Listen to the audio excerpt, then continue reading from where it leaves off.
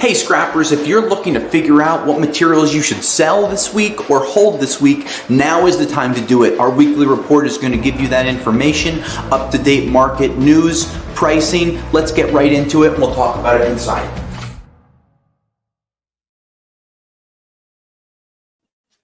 Hey scrappers, Tom here from the iScrap app, and today is Wednesday, July 30th, 2025.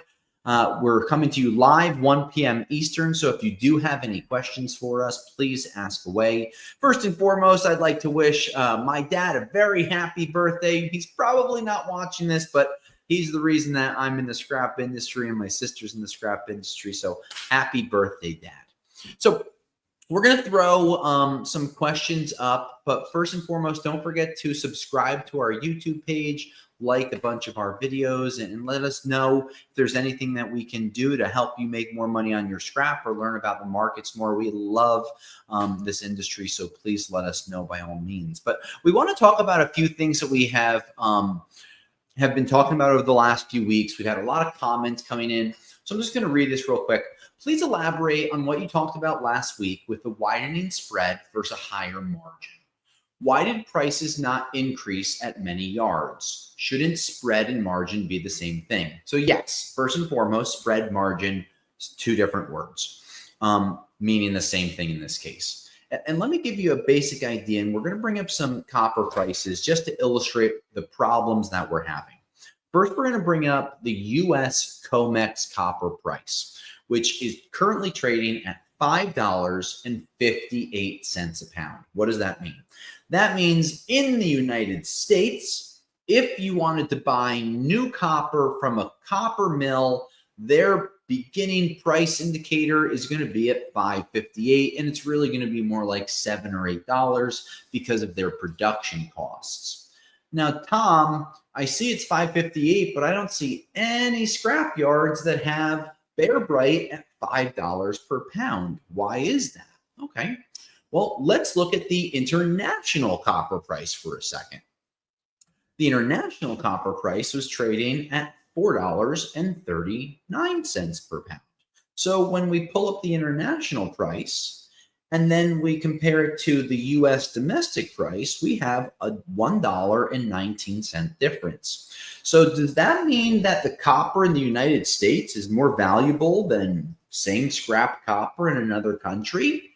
Well, I don't know. What are we looking at? Are we looking at local? Are we looking at worldwide? And how do we compare?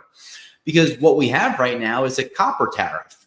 So tariffs on copper coming into the United States, those exporting countries have to pay an import tariff to the United States. Well, that kind of adds on, I don't know, 50%, right? So it's really discouraging people from exporting out of the United States, and it's discouraging copper imports coming into the country because they're more expensive. What the tariffs are trying to do with copper is keep whatever is in the country and not have it go out. But that creates a lot of confusions, and it becomes really hard for me to fully explain these things. So when I look at these markets, I don't pay attention to the US copper price anymore. I'm now paying attention to the worldwide copper price plus 10 cents or so, because there is a little bit of a premium you could add on it. And these are rules of thumb for me. This is just how I'm doing things, and I'm trying to explain it. It's not going to be perfect, right? But let's say in the past, you just had roughly the same numbers, and you did. If we even pull up a history from 6 months ago, you'll see the U.S. domestic price and the worldwide copper price plus or minus 10 cents of each other. So it ended up being like a 1 to 3% swing. That's really not enough to be too crazy about. So maybe there's a couple of import fees. But once the new administration came in, we're talking about tariffs on steel, copper, aluminum, other rare earth alloys and metals that are going to come in. It created a whole nother circumstance that we're in right now. And initially, when the copper tariffs came on 3 weeks ago, it added 50 cents to the market in minutes. We had 50 cents added to the market. Well, I can tell you that day I was trying to get quoted numbers from people that I sell to regularly.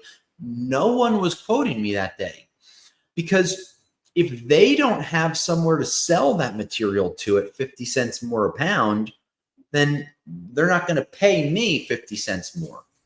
So now let's kind of take another step back and let's look at copper production and copper recycling in the United States.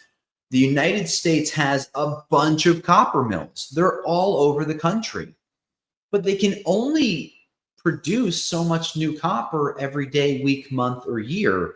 They may be able to turn up their production by a few percentage points, 5, maybe 10 percentage points, maybe even 20 percentage points by adding more shifts, more employees, but that's going to have a heavy wear and tear on their equipment that hasn't been designed for those really heavy copper recycling numbers. So now you have domestic copper, and you have guys like Rockaway Recycling and other scrap yards where they're trying to sell to the same domestic mills they always were. But now not only are we competing with ourselves, we're competing with a lot of scrap yards in the United States that used to export their copper. So now if you export your copper, are you going to be able to get a premium? And the answer is probably not, because there's going to be some tariffs on that. It's really hard to explain all of these things. And me, myself, when I talk to the different people that I sell materials to, they have a really hard time explaining why some of the spreads are becoming wider, other than the local copper mills in the country are being inundated with scrap, right? You have so many people that hold millions of pounds of scrap supplies waiting for markets to go up. And when we see markets going up the way that they have in the last 6 months, a lot of these guys try to unload these millions of pounds that they've been saving. And when that happens, they overload the local mills and appointments get pushed back. So let's say I used to sell a load of copper and I could deliver it 5 days after I booked an order or locked in a price. That's now up to 30 days. So as a scrapyard, what do I want to do with my copper? Do I want to hold it for 25 extra days to get, maybe 5 to 10 cent premium? Or do I want to try to sell it overseas, take a little bit of a haircut, but then I can move the material? So what we're finding is scrapyards don't know what to do, and maybe not like the smaller mom and pop yards that are moving things regularly, but larger yards or medium yards like myself and many of the other yards that are out there, we're having a difficult time finding these numbers that we want because the spreads just keep widening. So let's say in the past, I used to sell copper at 20 cents under COMEX or 20 cents under LME, right? That was the number. It allowed people to make money. Brokers could make money. The people that were getting the material in, they had some processing costs. Well, when you increase the copper price by 50 cents just from the tariff, and really it's more than that because there's other tariffs and countries can't bring things in as freely as they used to without paying import taxes of 15% to the United States. Well, now you added 50 cents and you had already added like another 50 cents from the tariffs a few months ago. Think about it. When copper was trading at $4 right around April when the tariffs were announced, 15% tariffs on $4 is 60 cents a pound extra. Add that 60 cents to the other 50 cents that we just talked about from those tariffs added a few weeks ago. There's a $1.10 difference. And then you add another 10 cents. That's right where we're at with these different prices worldwide and US-based copper pricing. I know this isn't a perfect, answer, but we're trying to figure this stuff out as much as we can too. And when we're talking about tariffs, we were reading about the country Chile, and they are one of the largest, if not the largest producer of copper in the world. And in their current negotiations with the United States, one of their big pushes is we don't want to pay any type of tariffs on our copper that's coming into your country. And it's going to be interesting to see because when you look at the US demand for copper, we only either produce or recycle about I think it's 2/3 of what we need or half of what we need. The numbers here are the US, here it is. The US consumes or needs 1.6 million tons of copper per year, but they only domestically supply from the US 1.1 million tons. So we need to find 500,000 tons of copper from outside of the United States current production levels just to keep up with current production demands in the country. So we have a deficit of copper, and big countries that produce like Chile, they're trying to get it so they don't have to pay additional tariffs and they can do it. And that's where a lot of these catered deals are coming in. But what is happening is a lot of scrap yards are being caught in these crosshairs because we don't know what to pay. Last Friday, I was paying $4.20 a pound on Bear Bright.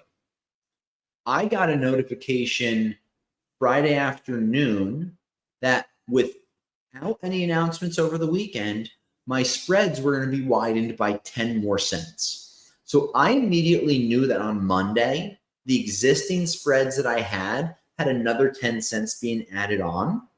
So on Monday, I planned on dropping my price by 10 cents. That was the news that I got Friday.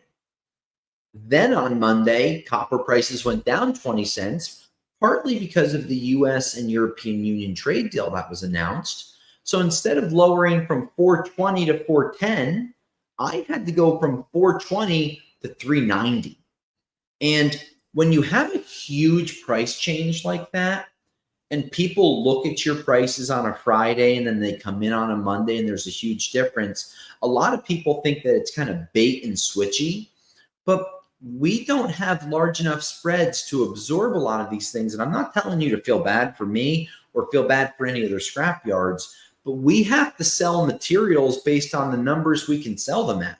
And if you have regular people that buy this stuff and they're widening their spreads, they're not going to take a haircut on this. This is business, not charity, and it can't have a feel-good moment. So we're starting to see those spreads or margins become wider from what I would sell to a mill for. And unfortunately, we need to press those forward. So we may have some follow-up questions on that, but that is what's going on. That at least gives me a little bit of an idea on, or gives you a little bit of an idea what's happening with these markets, and hopefully gives you a better idea on where we're coming from, because this really is very difficult to figure out. So again, let's jump back into the markets. Let's see what copper's doing.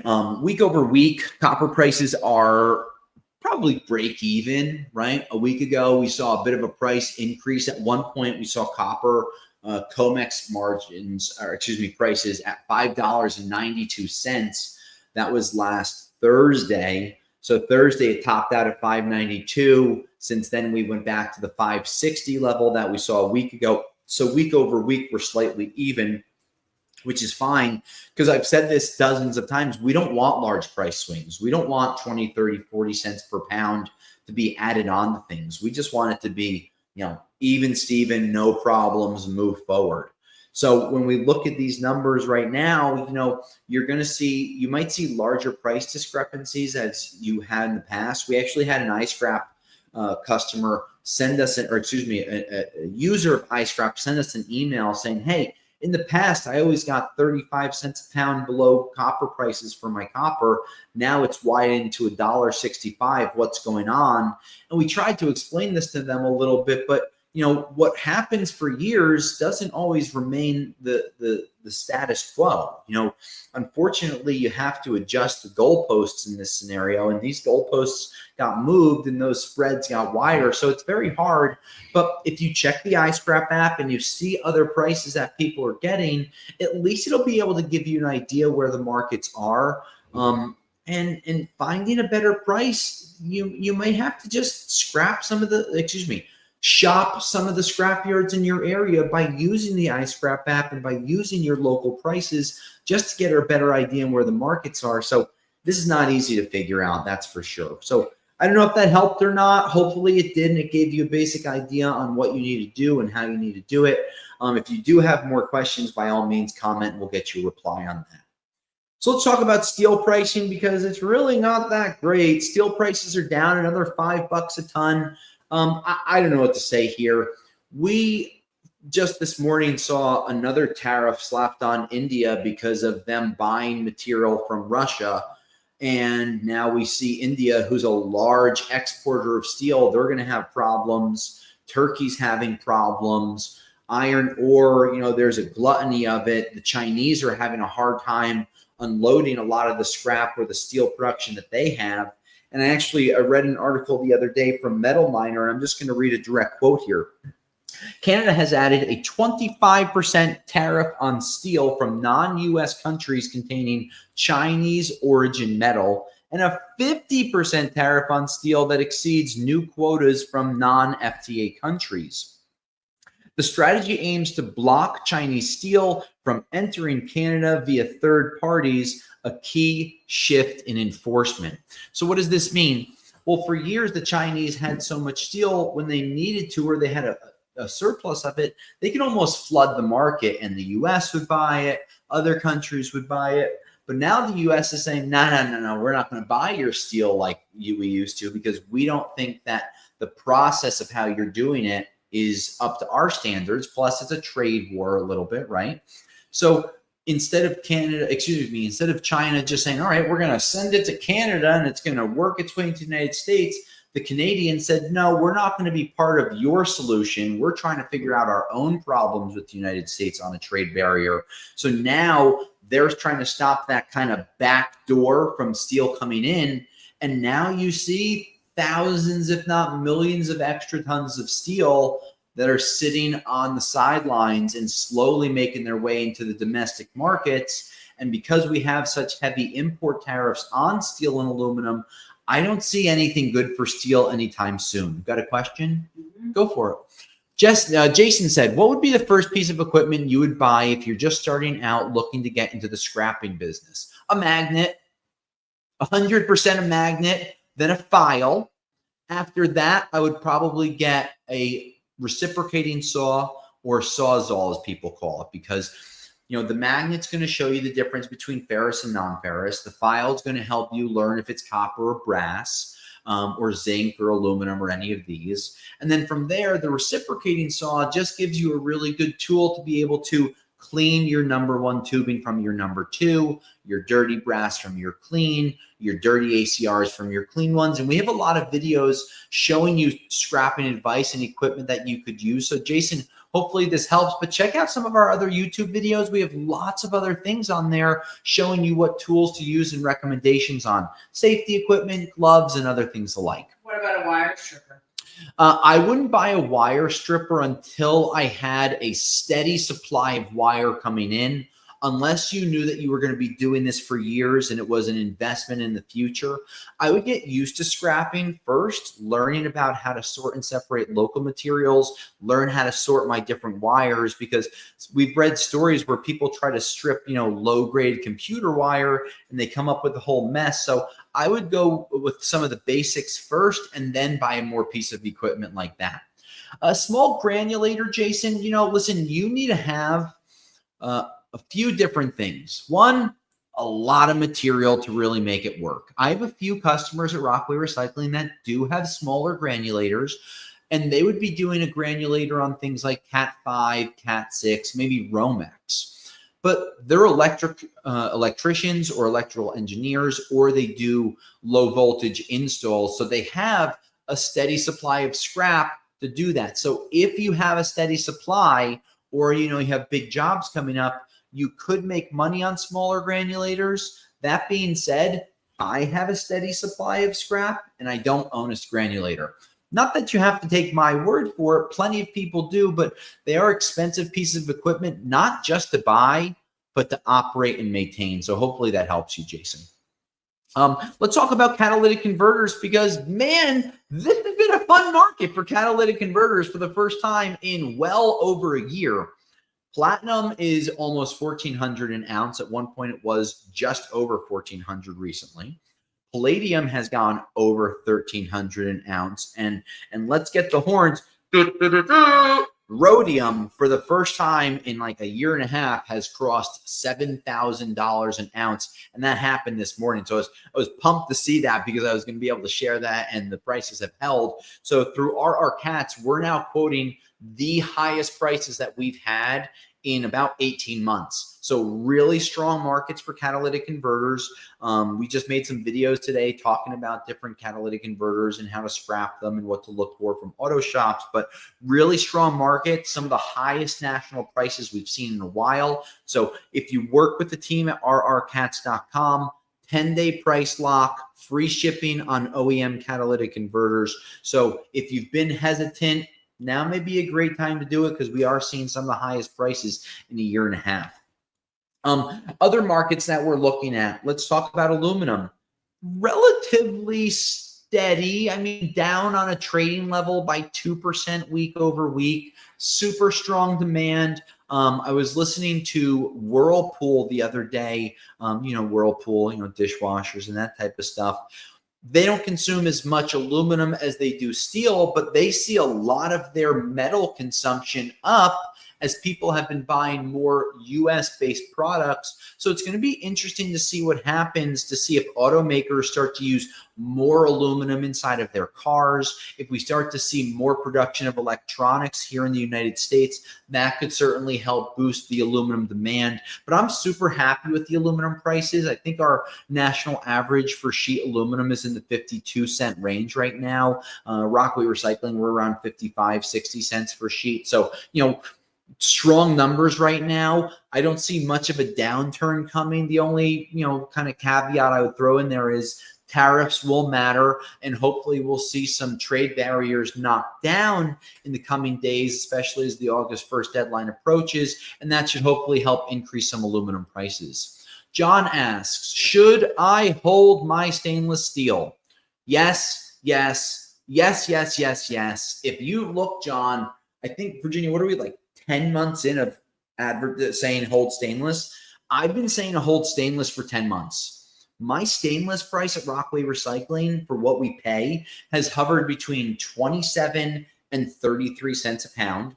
Nickel prices are around $15,000 a ton, and they should be more in the $21,000 to $22,000 a ton range. That's a 50% increase. So I would continue to hold stainless steels. I'm in a different category. We fill dumpsters. We need to unload them to keep money moving.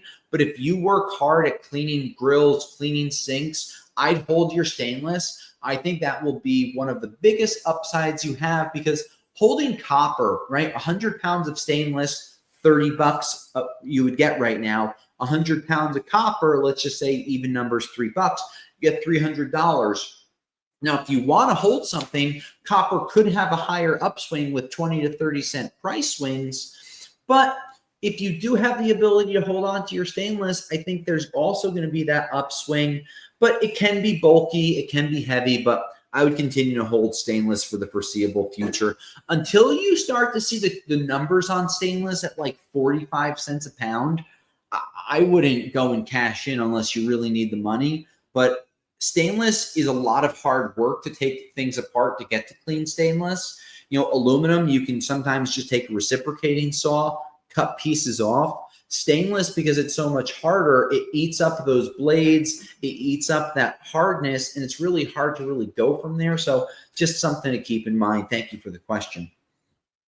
We talked about aluminum, we talked about brass, we talked about copper, we talked about steel, we talked about cats. Our yellow brass numbers have been very strong. We've seen yellow brass in the 220 to 230 range in different reports. I think our national average is just around $2 right now. But if you do want to shop things around, brass is a great item to be able to shop around. As you're going to see in a second, some of the prices that have been reported, you see $1.75, $2.52, $2.35, $2.50, $2.20. You do see some cheaper prices on here, but that just depends on where you are. Yellow brass should be, I think we're paying $2.20 or $2.30 at Rockaway Recycling.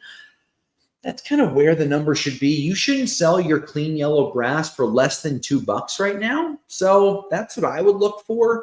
But you're not going to have a hard time finding better brass prices. So I wouldn't settle for any clean brass price less than $2 a pound right now. So, that's my opinion and my advice on it. $2 would be the minimum I would take as a scrapper from a scrapyard, because your scrapyard's still going to be able to make money on that. Even if they're a smaller scrapyard, they're still going to have enough of a spread to kick in at least $2 a pound. Other than that, markets have been relatively calm. We're in the middle of the summer, right? We're just finishing up July. Another shout out to my dad.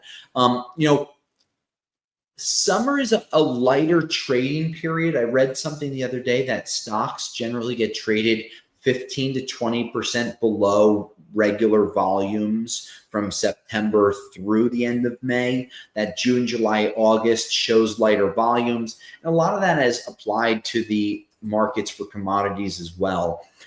But we are seeing positive things coming around. We saw more oil and gas projects that have been approved. We've seen some different regulations that are being rescinded to increase oil and gas production. And if we can continue to do that and push these energy prices down, transportation costs will become cheaper, refining costs will become cheaper, and these things will really help you and I save money on our fuel, but also the processor saving money. And when their costs go down, once you start to push them a little bit, that's where you can start to take those margins. And if the processors have pushed them out, this will allow you to get them back. So hopefully those energy costs will continue to decrease in the next few weeks and months as we see more regulations rolled back and more production kicked in. So other than that, scrappers, markets are good. End of July, I'm pretty happy with how things are going. If you have more questions for us, let us know and we'll get to them next week. My name is Tom Buchel from Rockway Recycling and the iScrap app. Today is Wednesday, July 30th, 2025. We appreciate you tuning in. Happy birthday to our dad. Until next week, I'll scrap.